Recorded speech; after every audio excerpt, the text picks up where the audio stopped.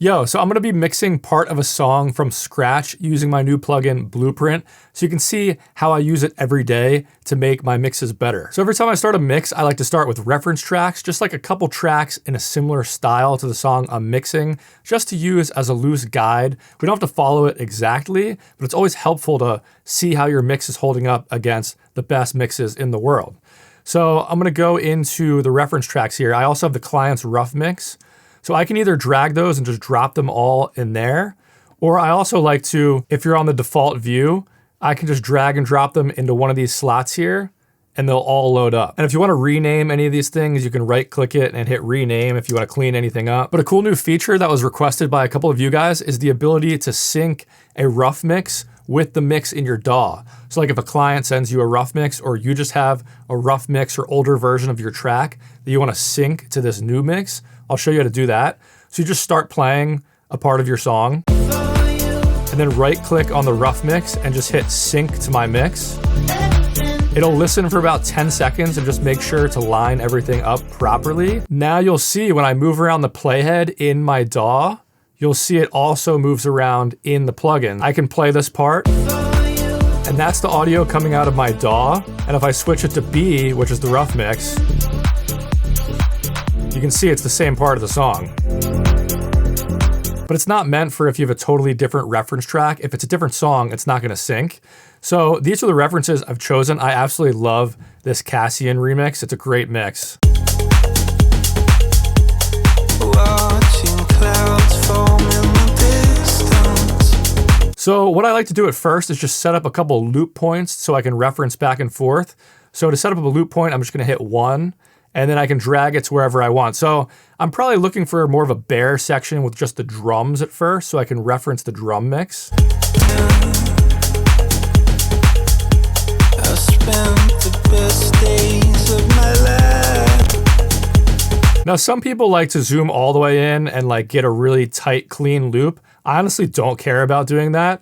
So I just get like a rough area of where I want to loop, and then I just loop that. So I'll loop a part of the song there. I'll probably loop a part of the main drop.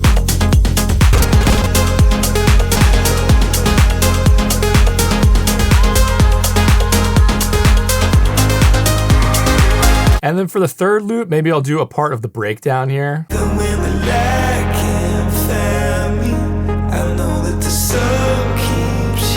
This is one of the best remixes of all time. If you haven't heard this, you gotta listen to it. And then for the fourth loop, I don't even know if I need to do a fourth loop. Maybe I'll just do the climax of the song so I can see what that mix looks like at its fullest energy. And now let's check out this other reference I have here. I just really like the punchy drums in this one, so I'm gonna loop a part where the drums are really clean.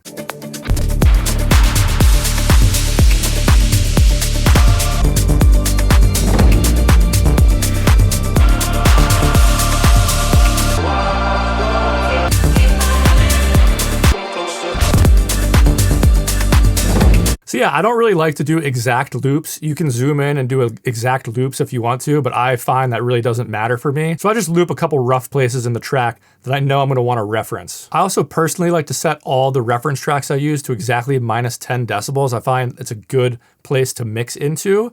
But if you want a loudness match or reference with your project, you just right click on the gain knob for whatever reference track you're on and hit loudness match and start playing. It'll match the loudness between the mix in your DAW and the reference track. Now you don't need this at all, but I find one of the most helpful things while mixing is to have a second monitor. So I put whatever referencing plugin you're using on the other monitor. So that way back in the main mix, you can do whatever you need to do in here without crowding up the screen. Then back on this monitor, I'm just gonna hit this little button over here to change the plugin size to make it a little bigger so I can see everything more clearly. We can go back to the default view. And down here, we can just switch between the rough mix and the references. We can switch between the loop points right here. But let me actually play the rough mix so you can see what song we're working with. It's a remix of a deadmau5 song, and I really like it.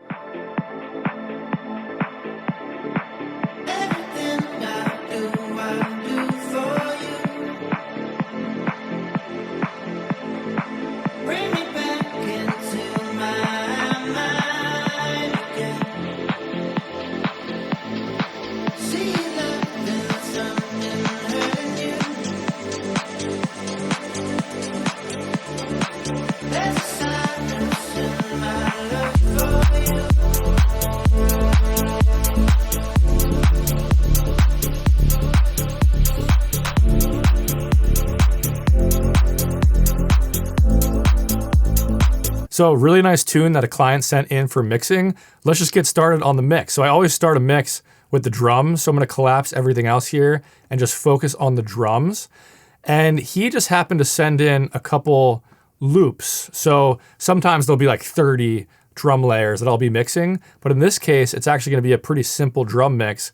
So as you can see, we have this drum loop. Then other than that, in the drop, there's not that many drum elements. So I always start with the kick. It's a good thing to build the rest of the track around. Let's go to that Cassian reference and just listen to the drums in that track and feel out where they're peaking.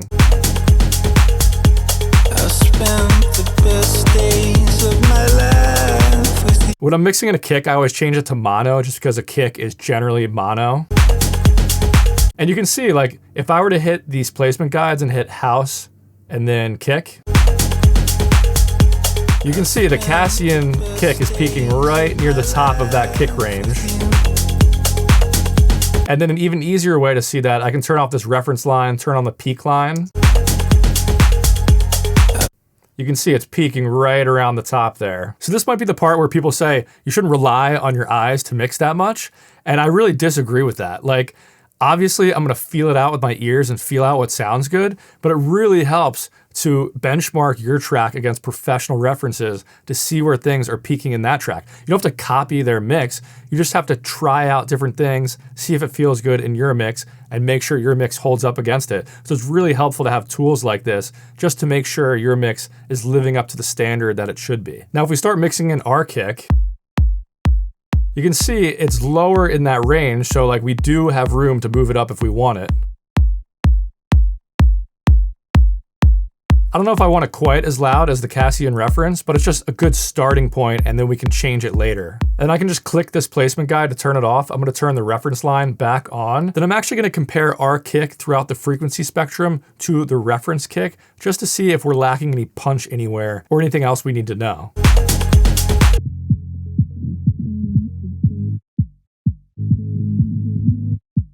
So to get these filtered areas up, you can either hit the arrows or they're mapped to keys on your keyboard. So like 1 is the sub range, and then 2, and then you can just go up through there, through the frequency spectrum. And if you want to, you can adjust these too. And if I'm looking at this kick, one thing I noticed, if I change the length of this, I want it to be a tiny bit shorter. So what I'm gonna do is just add a volume shaping plugin. I have this kick shorten preset, just to shorten it up a little bit.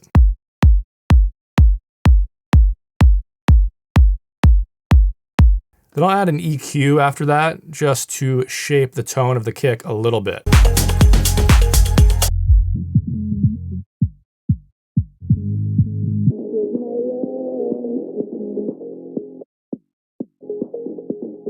I could try to add a little more punch in the kick right here.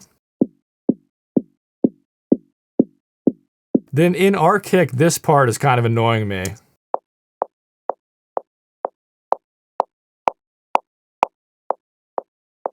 And the way I like to do EQ moves is I like to overdo it at first, and then you just dial it back to a point that sounds good. And obviously it's not that helpful to mix in solo just on one track like this. So after the kick, we're just gonna keep everything in and slowly build up the mix. So we're listening to everything together while we're mixing.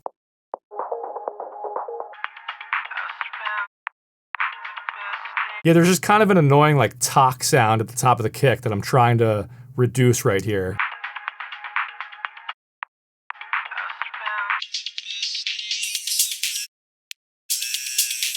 Overall, the kick sounds pretty good, so let's move on to the drum loop. Let's add that in. Oh yeah, and I gotta switch this back from mono to stereo. So this is why it's helpful not to always just rely on your ears, because right when I pulled this drum loop up, I saw, if you look at the vector scope, you can actually see this drum loop is way out of phase. It has way more side information than mid information. What that means is if I were to play our track in mono over any mono sound system,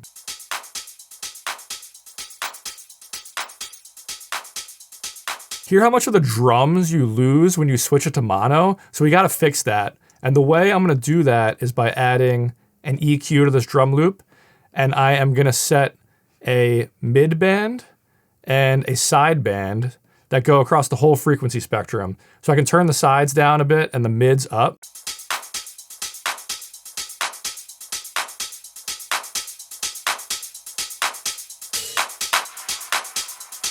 And now if we look at the vector scope, the loop is in phase now, so we're not gonna actually lose any drum power if we're listening on a mono system. I'll just add a high pass filter here as well.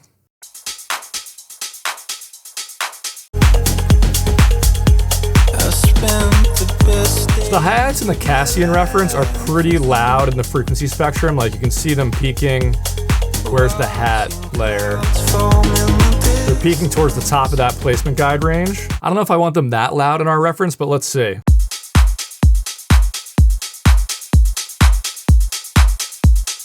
I think for sure there's room to make this drum loop brighter, just to give it a little more crispiness.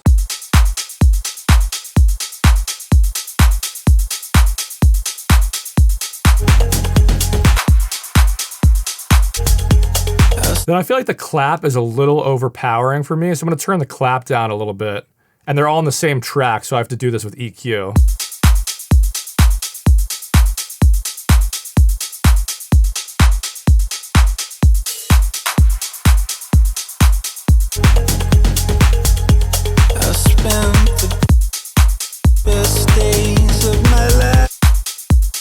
And I might just turn our loop down like a half a decibel, but I think that is in a good place right now. Now let's mix in this closed hat. Oh, so that's where the brightness could come from in the drums. Maybe I don't need that EQ move on the last drum loop. Let's see.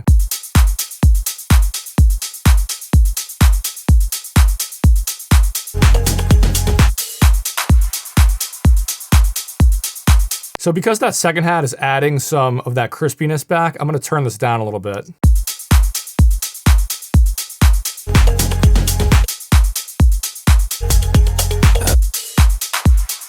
Now for these rides, I actually can't even see the waveform really on this track. Oh, I see it a little bit. But what I can do to see it better is just bounce it in place. So that just normalizes the volume of that so I can actually see where it is in the track now. So these rides, we're not really gonna be able to properly feel out where these rides should sit in the mix until everything is playing in the mix, but we can give them a good starting point.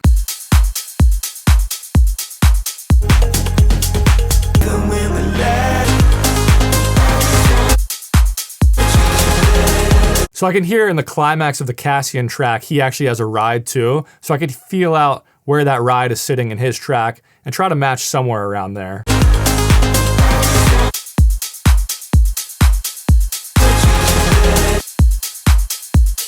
But I actually think his track has a little more energy than we're going for, so I'm gonna turn ours down a little bit. Now, when it comes to mixing in random effect sounds like this, having this reference line here really helps just eyeball where they could go in your mix as a good starting point. I know with the gain staging I've done so far and mixing towards a reference that's at -10 decibels, I never really want effects to be above this reference line or they're gonna be way too loud. And the riser sounds a bit harsh. I think it could be more of a background effect. So to push it back, I'm just gonna add some reverb to it and move it down a good amount.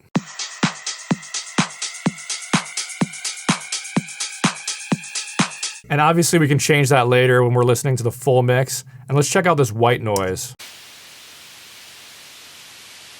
So it's like a really long white noise sweep. I definitely want to sidechain this to the kick. So when it comes to sidechaining things to the kick, I have this preset right here, this basic sidechain preset, but I can just show you what I do from scratch. So let's sidechain this to the kick.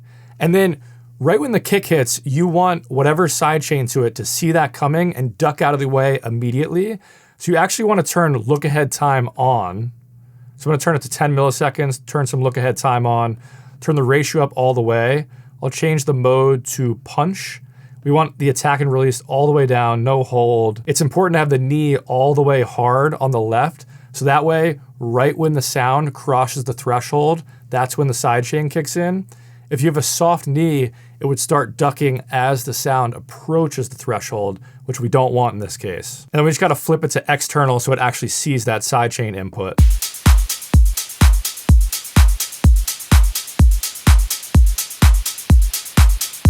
I think I wanna make this white noise a little brighter. Like if you look at it in the frequency spectrum, it's kind of concentrated in this like 2,000 to 5,000 hertz area, but a lot of time white noise sounds good when it's really bright in like the 7,000 to 15,000 hertz area. So let's just brighten it up a little bit with some EQ.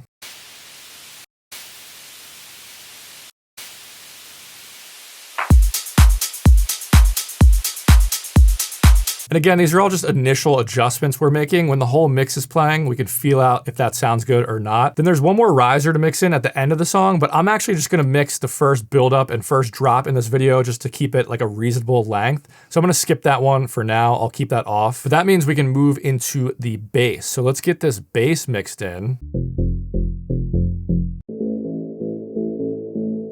So we printed these stems with some automation and effects on them, which is totally fine. So let's just focus on mixing in the drop, and then we can make sure that build bass sounds good. That already has that reverb automation on it too. So the first thing I'm noticing is if I check out the volume of this, it's a little all over the place for a bass sound. Like we want the bass to be really solid and like be a nice foundation for our mix. So I definitely want to add compression so the volume's not moving all over the place like this. But just before that, I'm going to add some distortion. I feel like it could be a bit dirtier.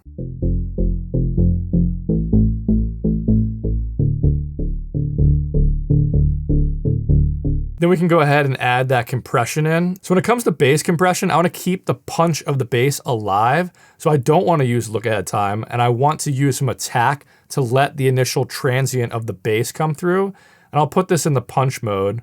We don't want any hold. We want a quicker release.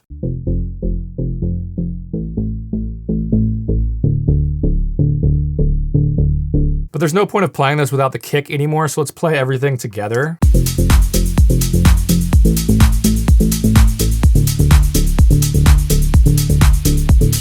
And just as a reference, let's check out where the bass is sitting in our reference tracks.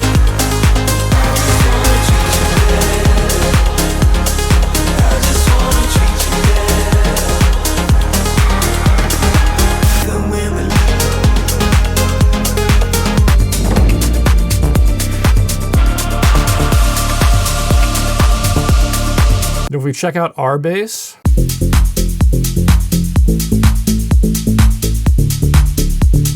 what I'm noticing is, well, the first thing I'm gonna do is just make everything below like 120 hertz mono on this bass. So I'm just pulling down the sides down there. And then I can use some EQ because I'm noticing like this area right here is a lot more powerful on the bass than the sub range. And I think I want that to be switched a little bit.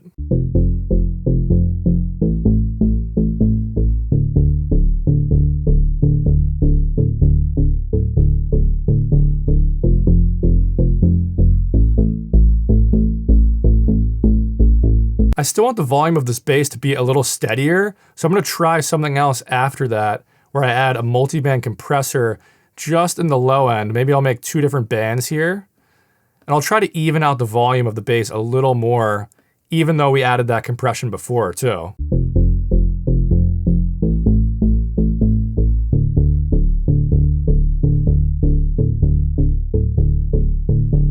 And then down here, I'll just make sure it's only affecting the mid frequencies.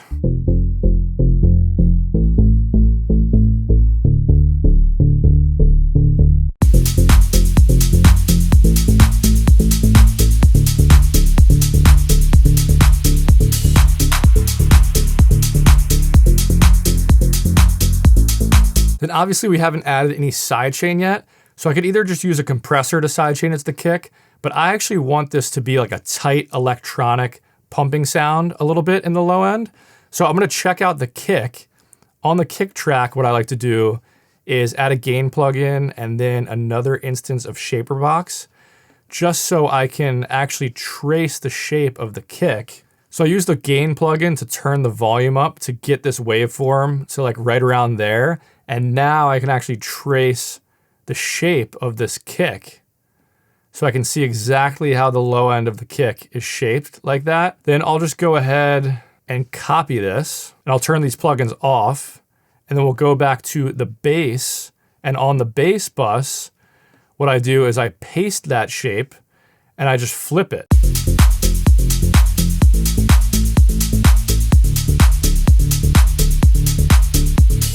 But if we look at it during the build-up,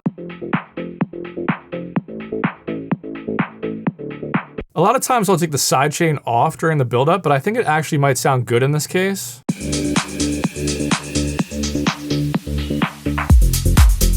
So I'll leave that for now. We can always change it later. We do have this break bass, but we're not gonna be mixing that part in this video. So let me move on to some of the synth and instrument elements that we have in the track. I'll just play everything together for right now so we can see what we're working with.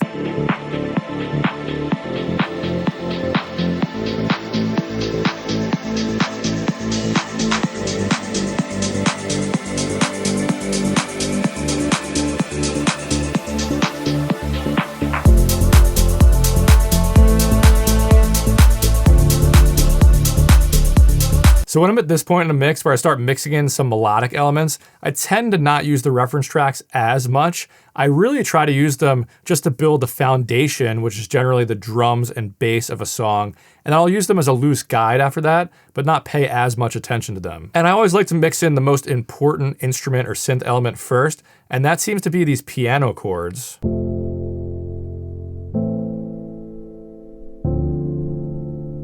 They sound really nice and deep, so I really want that warm feeling to come through the mix. So the first thing I'm gonna do is just even out the volume of them a little bit with some compression. I think I want the initial attack of the piano to come through. I can just put this on a clean mode. With a nice long release.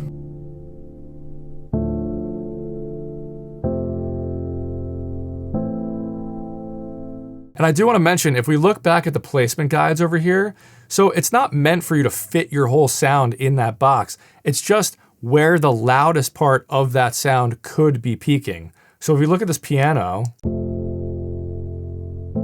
we definitely have a decent amount of room to bring it up in volume after that compression.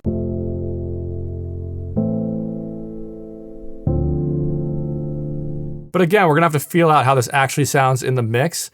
And obviously there's some low end rumble in this piano, so I'm just gonna take that out. And I like how deep and warm this piano sounds, but it's definitely gonna be interfering with our bass. So let's bring in our bass here. Then I'm just gonna sidechain the piano EQ to the bass, the drop bass. And I can set up a new spectral EQ band here. Just make sure the sidechain button is turned on, so these frequencies start getting out of the way of the bass a little bit when they play. I mean, really during the drop, it's gonna sound muddy if these low piano frequencies are in there, so I'm really gonna turn these low frequencies down on the piano when the bass is playing.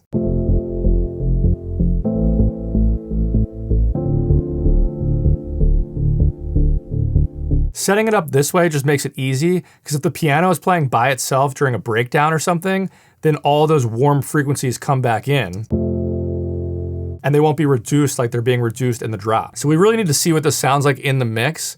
So I'm gonna add some sidechain compression and play everything we've mixed in so far. I'll sidechain it to the kick track.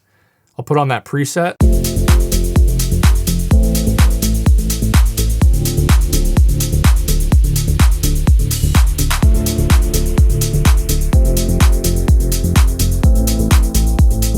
And again, we can compare how this is sounding compared to the rough mix. So let me go back to the rough mix.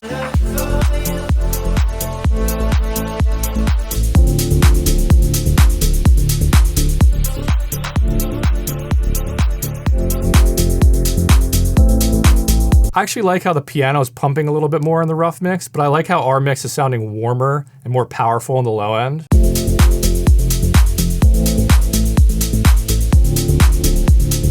So let's start mixing in some of these other elements here.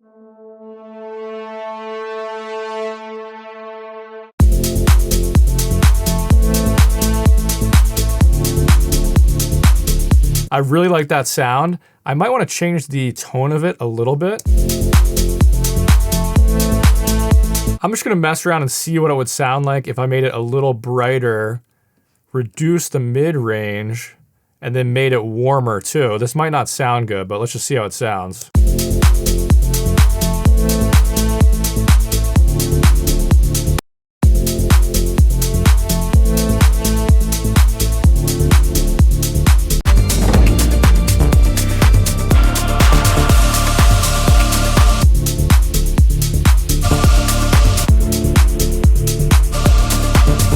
Do you notice how punchy the kick is in this Rufus the Soul remix?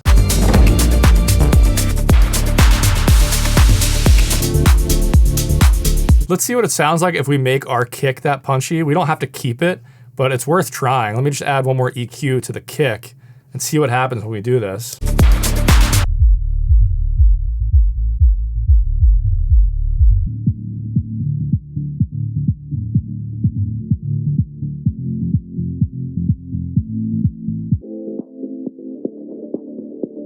That's where the punch is coming from, like this mid-range.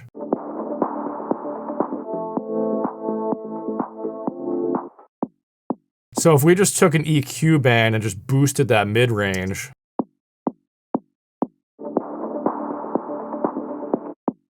without boosting, this frequency is still annoying me a little bit. This.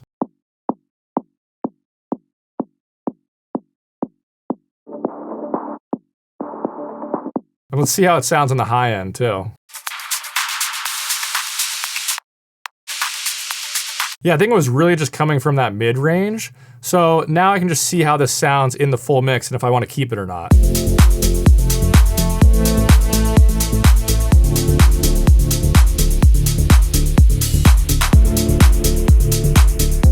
I don't think that fits the vibe of our mix as much, but what I can do is just change the gain scale of it and just dial it back a little bit.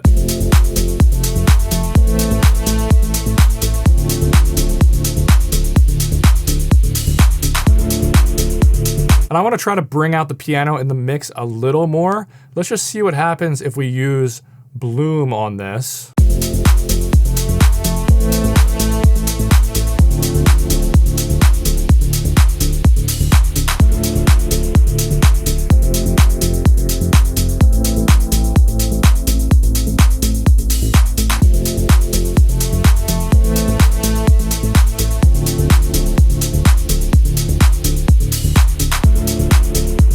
I think that helps the high end of the piano come through more in the mix. And I think it also gives us a little more room to turn the full piano up.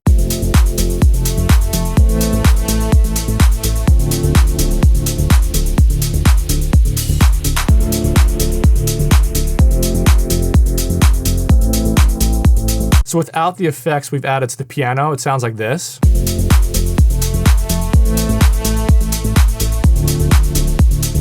You just don't get that warmth and power from it. And then after the effects we added,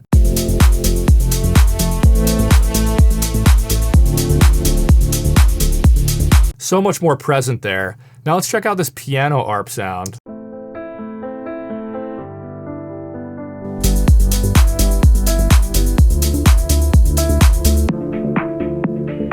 It's already sounding pretty good. I think I want to add a little compression to it. So we're gonna add a similar type of compression that we added to the other piano, like a long release, some attack to it.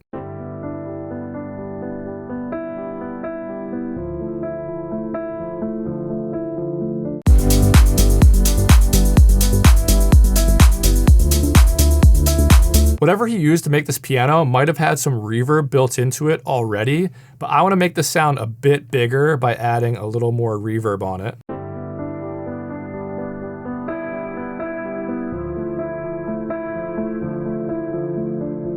And then I'm hearing this annoying frequency. That one. And you'll also hear people say, don't make huge EQ moves and take the life out of a sound. But if there's a really annoying frequency, do not be afraid to just fully cut it.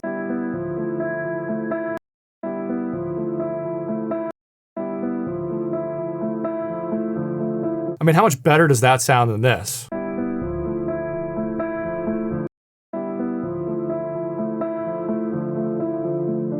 And I think we will just add a little bloom to this piano too to bring it out a little bit more in the mix.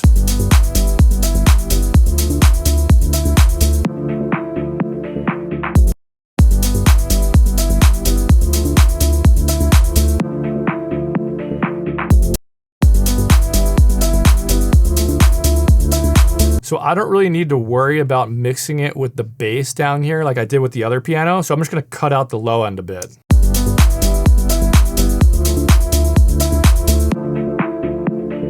Actually, I guess in that part it comes through. Let me sidechain this to the drop bass as well and just get those low frequencies out of the way a little bit too.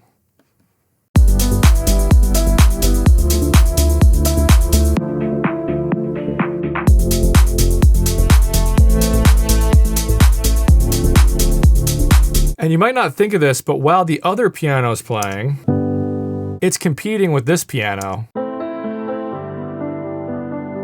So what I'm actually gonna do is on the ARP piano, I'm gonna add one more EQ, but this time I'm gonna sidechain it to the piano chords, and then we'll just get the low mids of the piano ARP out of the way of the piano chords so they don't fight so much in the low mids.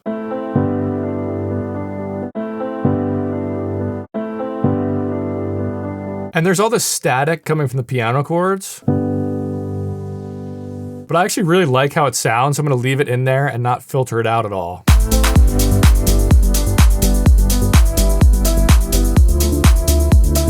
I really think there's still room to make this piano ARP brighter.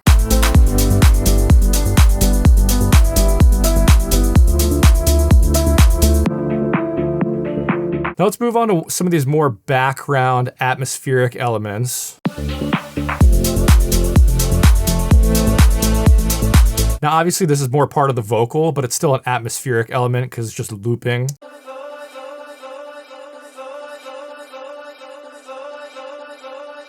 There's kind of a frequency in here that's annoying me, but I'm gonna send it to some reverb first to soften it up a little bit, and then I'm gonna find out what's annoying me about this.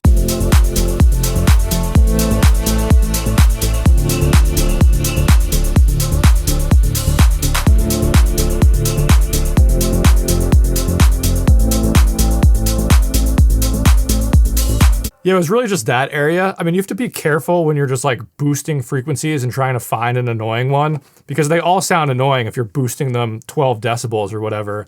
But I think it sounds better with those frequencies out of there. Then during the build-up, we have a few different things going on here. And then we'll mix in the vocals at the end, because that's the most important part, obviously. But let's mix in these build-up synths.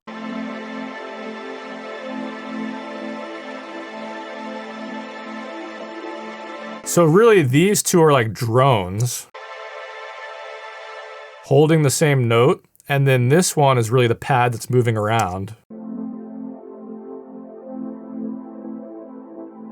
And I just know right away by looking at the reference line and where that pad is, that it's way below where it could be if we want to be able to hear it, or if we want it to be a background element, it could be fine. But let's see how it sounds if we turn it up a bit and make it more of a main element during the build-up. For this, I'm just going to use Soothe, just to kind of even out some of those lower mid frequencies that are moving around a bit.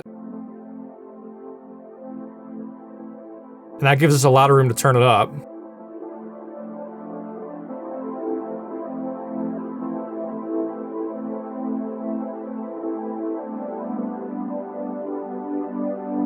And then I want a big reverb on this. When I want a big sounding reverb, I usually just put the reverb right on the channel strip instead of sending it to a bus.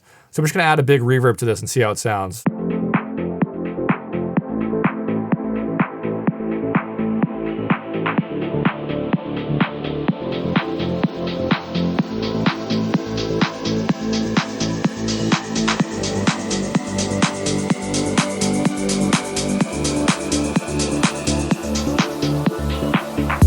So that riser just like cuts off abruptly. We already have some reverb on there, but what I'm gonna do is just, let's add like a massive, massive reverb tail on it and automate it on at the end of it. So let's see how this sounds if we add some automation here.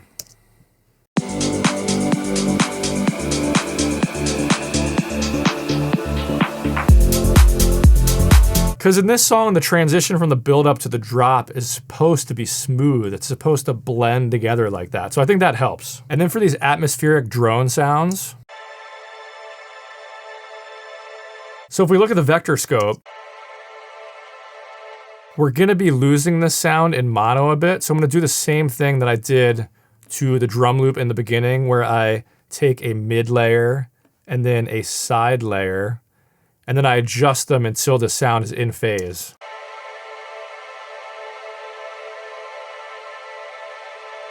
And I want it to be a really wide sound. I just want it to sound similar in mono and stereo, so that's why I do that.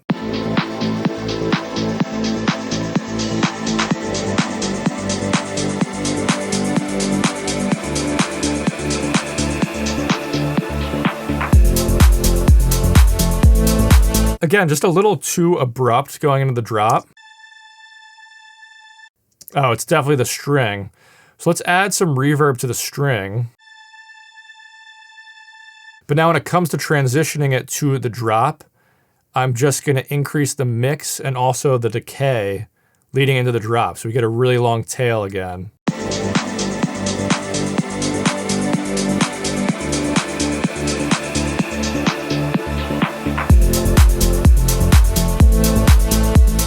So it's sounding pretty good, but now I wanna mix in the vocals, which are usually the most important part.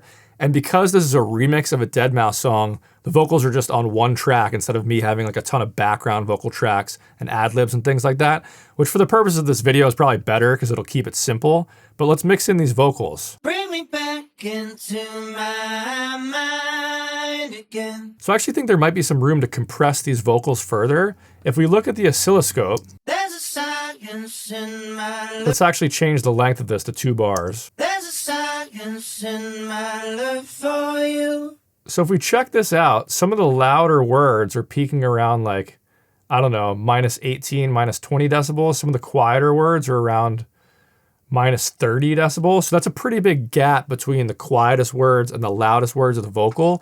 And we want the vocal to be pretty present so you can just really hear each of those words come through in the mix.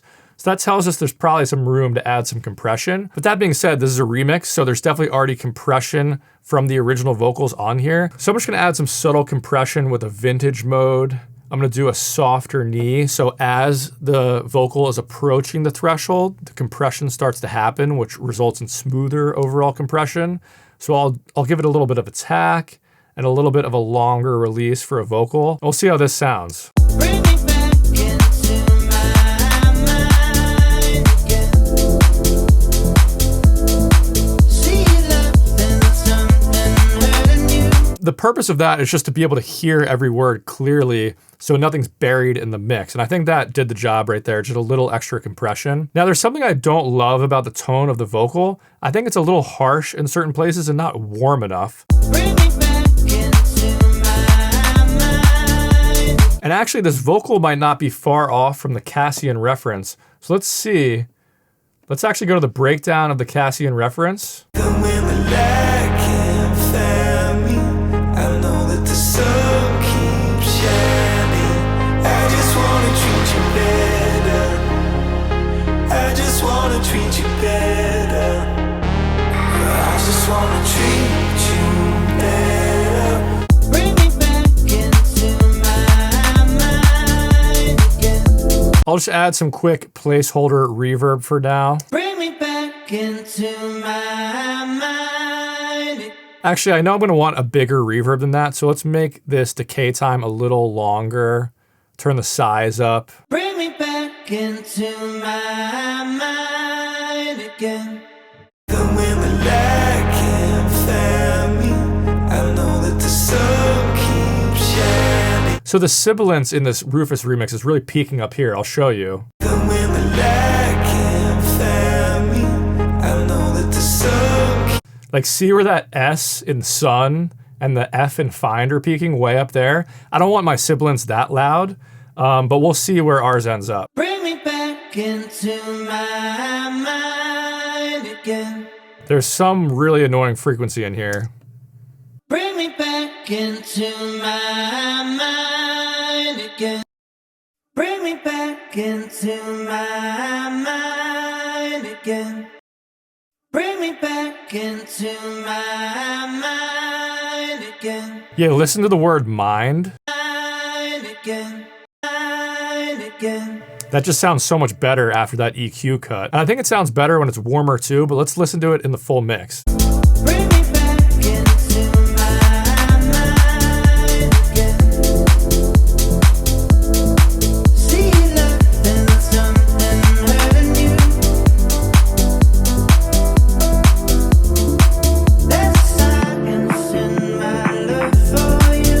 Some of the words are actually dipping down too much. I'm gonna add a little more compression. Bring me back into my mind again. See love in something hurting you. That sounds a lot better. I can really clearly hear every word now. But let's make this vocal sound a bit bigger and more atmospheric. So I'm gonna try adding a delay to it.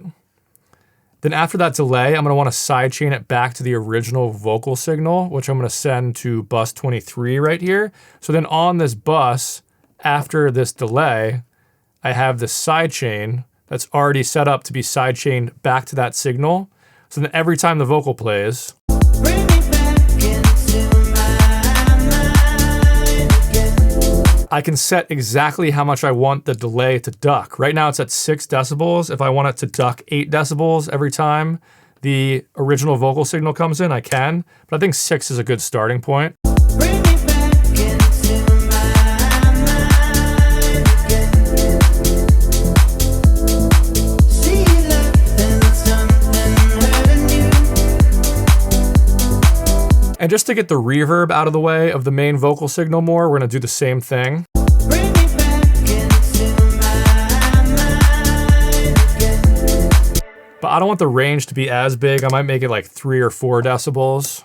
Bring me back into my mind again. See love in something hurting you. Come when the light can find me.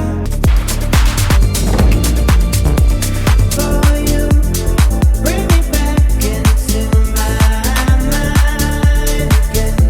Now I feel like I wanna hear the vocals even more, but instead of turning them up, what I'm gonna do is go to the synth group. Then on the synth group in my template, I already have an instance of Soothe that I'm gonna sidechain back to the vocals to get all the synths and instruments out of the way of the vocals when they come in. Bring me back into my mind again. See love in something hurting you. That's sounding really nice. Before that, I felt like the piano, like the low end of the piano, was just fighting too much with that vocal, and now they're fitting together really well. Let's check out these 2 other vocal tracks down here. This one says vocal ad lib. There's a click on this track, so I'm gonna have to use this D-click plugin and see if it gets rid of it. Send my love for you. So I definitely want this element to be more present in the mix. Send my love for you. But I don't want it to get in the way of the vocal, so I'm just gonna sidechain it to the vocal signal and maybe duck it down like 3 decibels when the vocal comes in. Send my love for you. Then we have this other vocal effect. And that was made from the lead vocal, I think, because it's just a vocal reverse. So I'm gonna copy down the same settings that we have on the original vocal.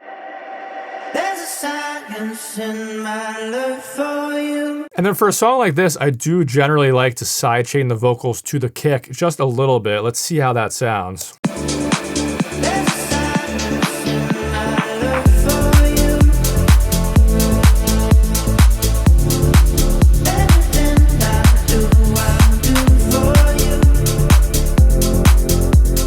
I just really do feel like we could make the vocal even warmer, or maybe I'll just turn it up a decibel.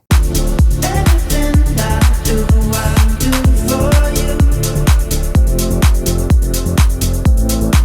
Bring me back into my mind again.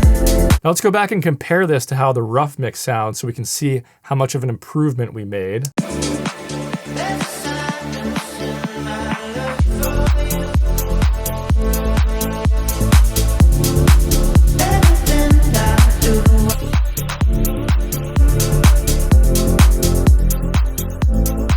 Bring me back into my mind again.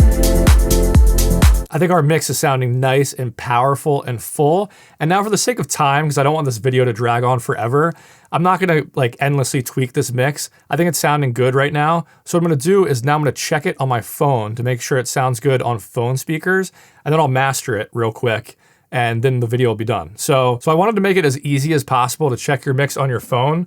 So the app that comes with it, you can get it in the Apple App Store or the Google Play Store.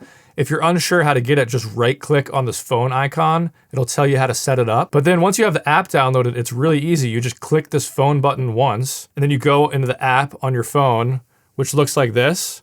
I don't know if you can see that, but you just hit start listening.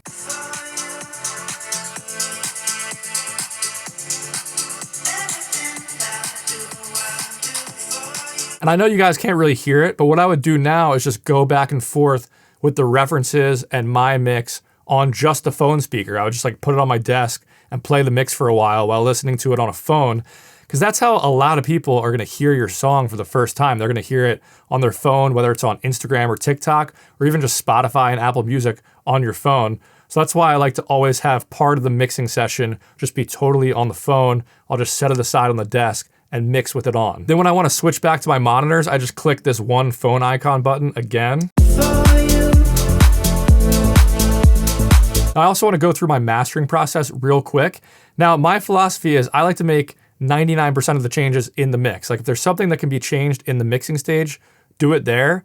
All mastering is for me is getting the song up to commercial loudness, giving it some proper limiting and compressing it a little bit. And that's kind of it. So what I can actually do now to compare is I can move the references up to 0 decibels because they're mastered to where they would actually be sitting. Then also that means this reference line has been sitting down here. I wanna move the reference line up 10 decibels. So now it's in a good place for mastering now. And then the first stage of mastering, I like to send everything to different groups. So I have my synths going in one group, my basses going in one group, drums in one group, and vocals in one group. And then let's just start with the drum group. What I like to do is add a limiter that acts like a clipper on these drums. And if I go to the oscilloscope, we can look at the drums here. And I'm sure a lot of you guys have seen me do this already, but what I like to do is just clip off some of those transients.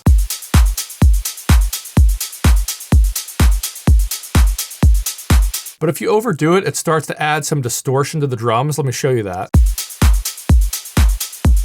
You can hear when the clap is hitting at the same time as the kick. You're getting that distortion. So to get rid of that, one thing you could do is turn the look ahead time back. Now you can't hear the distortion, but you lost the punch and the transients of the drums, which we don't want. So what I'm gonna do is dial this back a little bit. And I like to use a really short look ahead for the drums. So I want it in a place where I'm not hearing that much distortion, but if I turn this off, look at the oscilloscope before and then after. So that's all headroom we're gonna gain going into the mastering stage, just clipping off those peaks a little bit. Now I'm gonna do the same thing on the bass group. So I've added this same limiter to the bass group with the same settings on it. And then this time I don't need as much punch, so I can turn back the look ahead a little bit.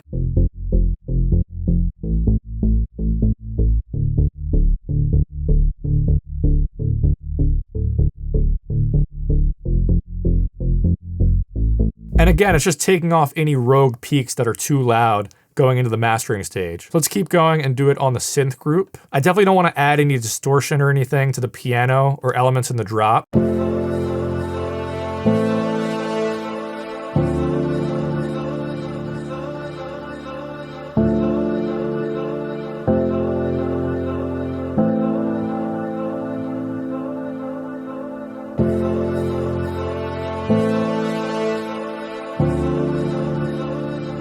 So again, just clipping off a couple decibels of transients there. Let's see if we need it for the vocals or not too. And everything but the drums, you'll notice I turn the look ahead time back a good amount to avoid any distortion, because you don't need vocals to be like super clicky or have a lot of transients in them the way you need drums to really preserve their transients. Everything I do for you.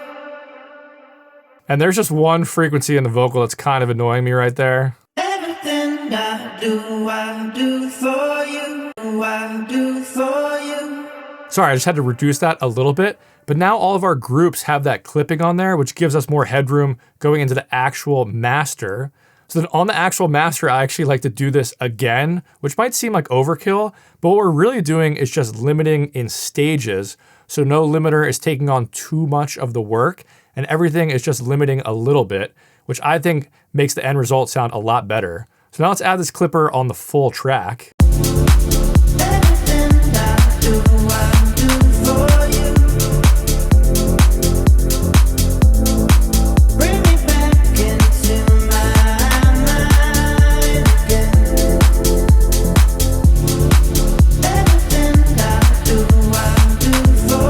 And on that one, at the beginning of the mastering chain, I'm just looking for like 1 to 2 decibels of clipping there. And then my mastering chain is really simple. I just make sure the sub range below like 120 hertz is mono. And then I just make sure to cut off the low end and the high end, just roll it off. I don't make any EQ changes in the master. If I want to change the tone of something, why wouldn't I just do it in the mix? And then I forgot to mention these clipping settings. Whenever I'm doing the clipping, I always have this limiter in this 1-to-1 unity gain mode. So as I'm turning up that gain, the volume of the track actually is staying the exact same. But then for the last 2 limiters in my chain, I'm gonna be using them as actual limiters, pushing up the volume of the full master. And in my video editing software, I've had to artificially turn up the volume of the mix while I've been mixing so far, but the actual mix volume sounds like this. And then I'm just gonna push this first limiter a little bit, and I'm gonna use the last limiter to really get it up to commercial volume.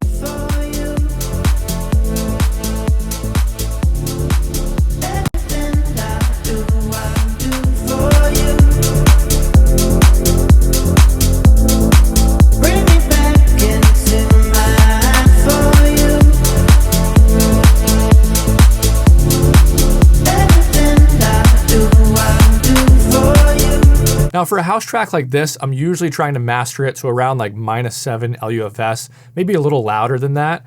And I always leave a little headroom on the master. So I'm leaving 0.3 decibels of headroom on the output. And that's so if you click on this peak meter, it changes to a true peak meter. So you can see the peak is peaking at -3 decibels like it should, or -0.3 decibels. Then the true peak is going over that a little bit. But it's still not clipping. And now let's just compare how the master sounds to the references.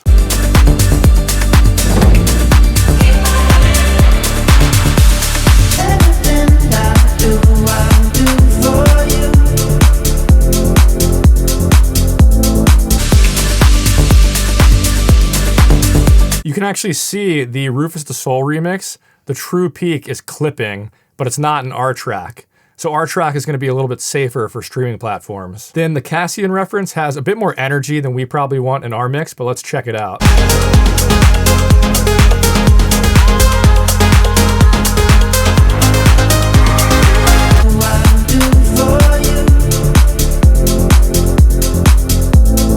It's hard to compare those two because they're just different songs. Like Cassian's remix has a big synth lead and the synths are really focused in the high mids, which is gonna make them sound like they're coming out a lot more on phone and laptop speakers.